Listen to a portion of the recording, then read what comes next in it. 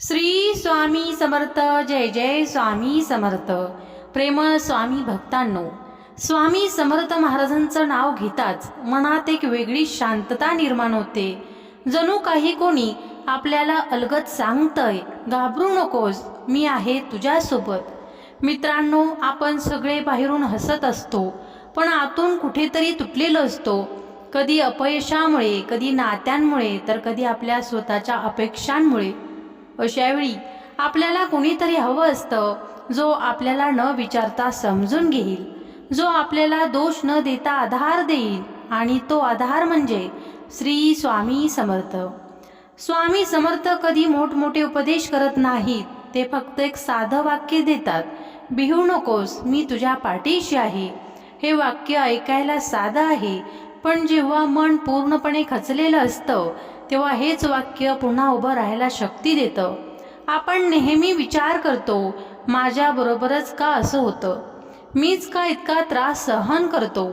पण कदाचित हीच वेळ असते जेव्हा स्वामी आपल्याला मजबूत बनवत असतात. जसं सोने आगीत तापल्याशिवाय चमकत नाही, तसंच माणूस संकटाशिवाय घडत नाही. स्वामींवर विश्वास ठेवणं म्हणजे फक्त नाव घेणं नाही, तर प्रत्येक परिस्थितीत असं म्हणणं, स्वामी मला कळत नाही काय चाललंय, पण मला विश्वास आहे तुम्ही चुकीचं होऊ देणार नाही. हा विश्वास जिथे असतो तिथे भीती राहत नाही. एकदा एक भक्त खूप दुःखी होता. सगळं काही हरवल्यासारखं वाटत होतं. तो स्वामींच्या समोर बसला, काहीच बोलला नाही, फक्त डोळ्यातून अश्रू वाहत होते.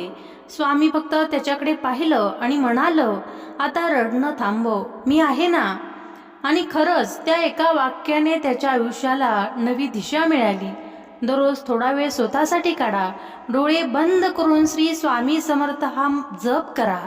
मनातलं सगळं त्यांच्याशी बोला. स्वामींना मोठ्या पूजा, मोठे विधी लागत नाहीत, त्यांना लागतं एक प्रामाणिक मन.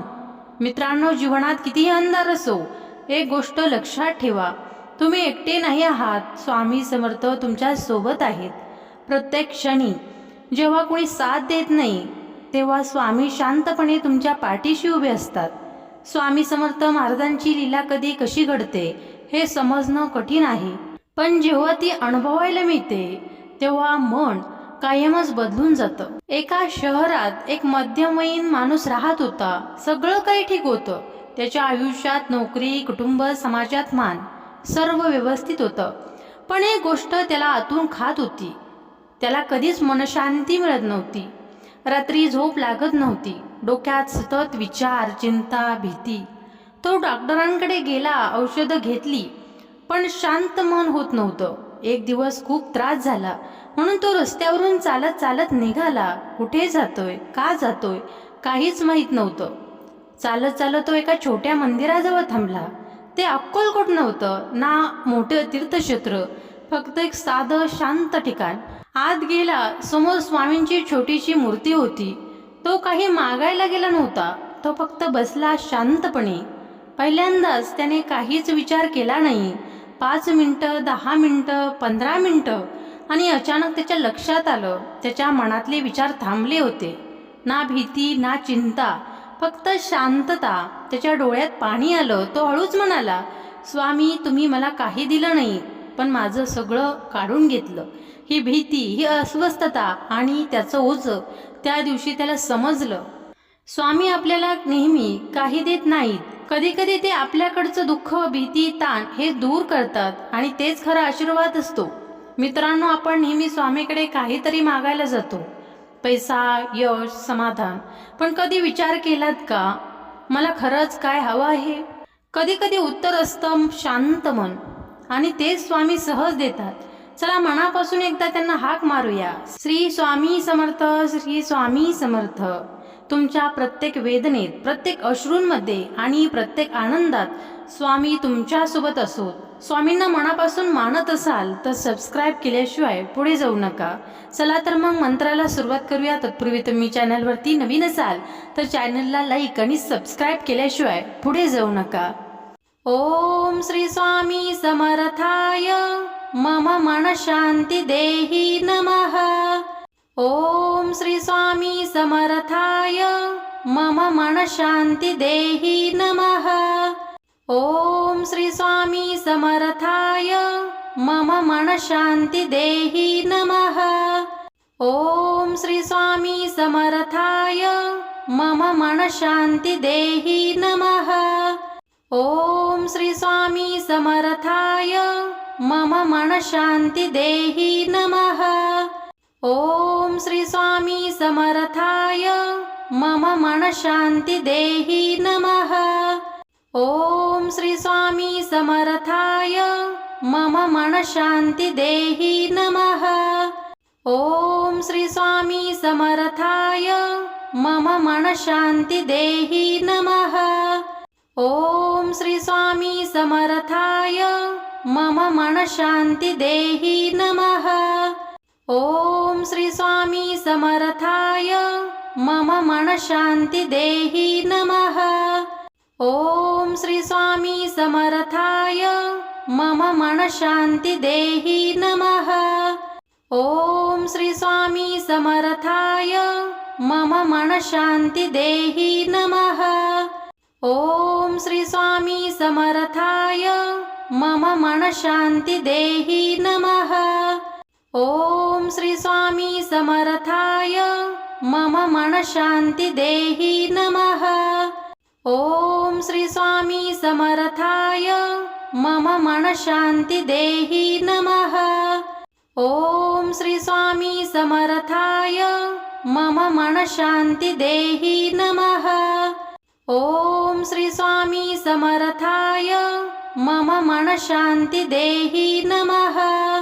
ओम श्री स्वामी समर्थाय मम मन शांती देहि नमः। ओम श्री स्वामी समर्थाय मम मन शांती देहि नमः। ओम श्री स्वामी समर्थाय मम मन शांती देहि नमः। ओम श्री स्वामी समर्थाय मम मन शांती देहि नमः। ओम श्री स्वामी समर्थाय मम मन शांती देहि नमः। ओम श्री स्वामी समर्थाय मम मन शांती देहि नमः। ओम श्री स्वामी समर्थाय मम मन शांती देहि नमः। ओम श्री स्वामी समर्थाय मम मन शांती देहि नमः। ओम श्री स्वामी समर्थाय मम मन शांती देहि नमः। ओम श्री स्वामी समर्थाय मम मन शांती देहि नमः। ओम श्री स्वामी समर्थाय मम मन शांती देहि नमः। ओम श्री स्वामी समर्थाय मम मन शांती देहि नमः। ओम श्री स्वामी समर्थाय मम मन शांती देहि नमः। ओम श्री स्वामी समर्थाय मम मन शांती देहि नमः। ओम श्री स्वामी समर्थाय मम मन शांती देहि नमः। ओम श्री स्वामी समर्थाय मम मन शांती देहि नमः। ओम श्री स्वामी समर्थाय मम मन शांती देहि नमः। ओम श्री स्वामी समर्थाय मम मन शांती देहि नमः। ओम श्री स्वामी समर्थाय मम मन शांती देहि नमः। ओम श्री स्वामी समर्थाय मम मन शांती देहि नमः। ओम श्री स्वामी समर्थाय मम मन शांती देहि नमः। ओम श्री स्वामी समर्थाय मम मन शांती देहि नमः। ओम श्री स्वामी समर्थाय मम मन शांती देहि नमः।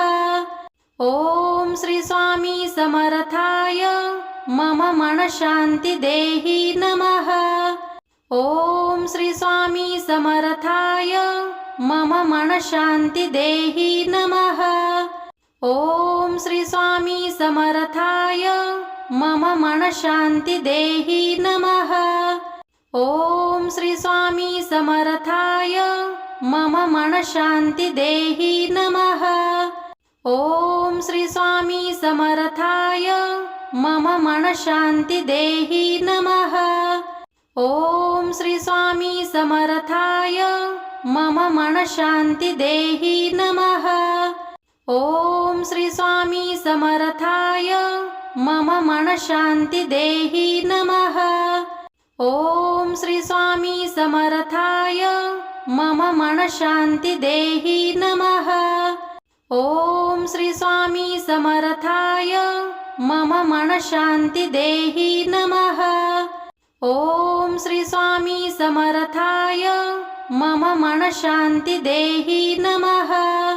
ओम श्री स्वामी समर्थाय मम मनःशान्ति देहि नमः। ओम श्री स्वामी समर्थाय मम मनःशान्ति देहि नमः। ओम श्री स्वामी समर्थाय मम मनःशान्ति देहि नमः। ओम श्री स्वामी समर्थाय मम मनःशान्ति देहि नमः। ओम श्री स्वामी समर्थाय मम मनःशान्ति देहि नमः। ओम श्री स्वामी समर्थाय मम मनःशान्ति देहि नमः। ओम श्री स्वामी समर्थाय मम मनःशान्ति देहि नमः। ओम श्री स्वामी समर्थाय मम मनःशान्ति देहि नमः। ओम श्री स्वामी समर्थाय मम मनःशान्ति देहि नमः। ओम श्री स्वामी समर्थाय मम मनःशान्ति देहि नमः। ओम श्री स्वामी समर्थाय मम मनःशान्ति देहि नमः। ओम श्री स्वामी समर्थाय मम मनःशान्ति देहि नमः। ओम श्री स्वामी समर्थाय मम मनःशान्ति देहि नमः।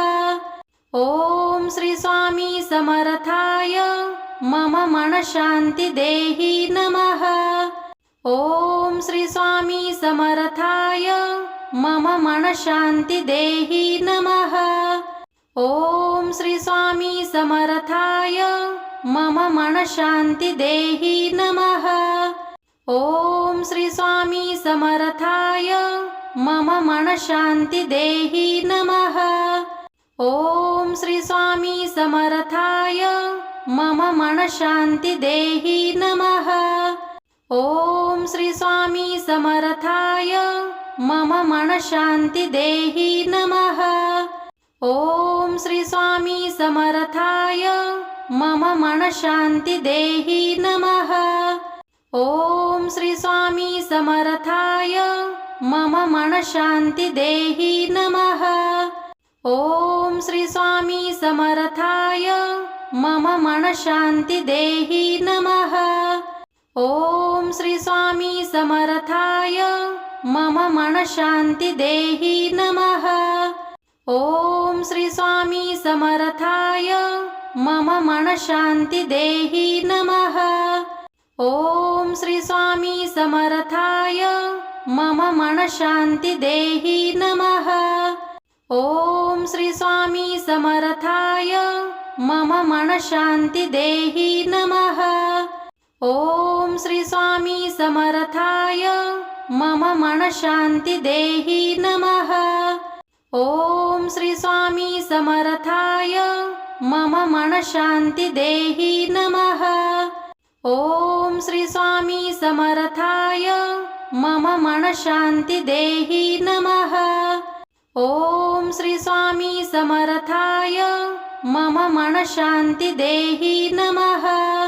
ओम श्री स्वामी समर्थाय मम मनःशान्ति देहि नमः। ओम श्री स्वामी समर्थाय मम मनःशान्ति देहि नमः। ओम श्री स्वामी समर्थाय मम मनःशान्ति देहि नमः। ओम श्री स्वामी समर्थाय मम मनःशान्ति देहि नमः। ओम श्री स्वामी समर्थाय मम मनःशान्ति देहि नमः। ओम श्री स्वामी समर्थाय मम मनःशान्ति देहि नमः। ओम श्री स्वामी समर्थाय मम मनःशान्ति देहि नमः। ओम श्री स्वामी समर्थाय मम मनःशान्ति देहि नमः। ओम श्री स्वामी समर्थाय मम मनःशान्ति देहि नमः। ओम श्री स्वामी समर्थाय मम मनःशान्ति देहि नमः। ओम श्री स्वामी समर्थाय मम मनःशान्ति देहि नमः। ओम श्री स्वामी समर्थाय मम मनःशान्ति देहि नमः। ओम श्री स्वामी समर्थाय मम मनःशान्ति देहि नमः। ओम श्री स्वामी समर्थाय मम मनःशान्ति देहि नमः। ओम श्री स्वामी समर्थाय मम मनःशान्ति देहि नमः। ओम श्री स्वामी समर्थाय मम मनःशान्ति देहि नमः। ओम श्री स्वामी समर्थाय मम मनःशान्ति देहि नमः। ओम श्री स्वामी समर्थाय मम मनःशान्ति देहि नमः। ओम श्री स्वामी समर्थाय मम मनःशान्ति देहि नमः। ओम श्री स्वामी समर्थाय मम मनःशान्ति देहि नमः। ओम श्री स्वामी समर्थाय मम मनःशान्ति देहि नमः। ओम श्री स्वामी समर्थाय मम मनःशान्ति देहि नमः। ओम श्री स्वामी समर्थाय मम मनःशान्ति देहि नमः। ओम श्री स्वामी समर्थाय मम मनःशान्ति देहि नमः। ओम श्री स्वामी समर्थाय मम मनःशान्ति देहि नमः। ओम श्री स्वामी समर्थाय मम मनःशान्ति देहि नमः। ओम श्री स्वामी समर्थाय मम मनःशान्ति देहि नमः। ओम श्री स्वामी समर्थाय मम मनःशान्ति देहि नमः। ओम श्री स्वामी समर्थाय मम मनःशान्ति देहि नमः। ओम श्री स्वामी समर्थाय मम मनःशान्ति देहि नमः। ओम श्री स्वामी समर्थाय मम मनःशान्ति देहि नमः। ओम श्री स्वामी समर्थाय मम मनःशान्ति देहि नमः। ओम श्री स्वामी समर्थाय मम मनःशान्ति देहि नमः। ओम श्री स्वामी समर्थाय मम मनःशान्ति देहि नमः। ओम श्री स्वामी समर्थाय मम मनःशान्ति देहि नमः। ओम श्री स्वामी समर्थाय मम मनःशान्ति देहि नमः। ओम श्री स्वामी समर्थाय मम मनःशान्ति देहि नमः। ओम श्री स्वामी समर्थाय मम मनःशान्ति देहि नमः। ओम श्री स्वामी समर्थाय मम मनःशान्ति देहि नमः। ओम श्री स्वामी समर्थाय मम मनःशान्ति देहि नमः। ओम श्री स्वामी समर्थाय मम मनःशान्ति देहि नमः। ओम श्री स्वामी समर्थाय मम मनःशान्ति देहि नमः। ओम श्री स्वामी समर्थाय मम मनःशान्ति देहि नमः। ओम श्री स्वामी समर्थाय मम मनःशान्ति देहि नमः। ओम श्री स्वामी समर्थाय मम मनःशान्ति देहि नमः। ओम श्री स्वामी समर्थाय मम मन शांती देहि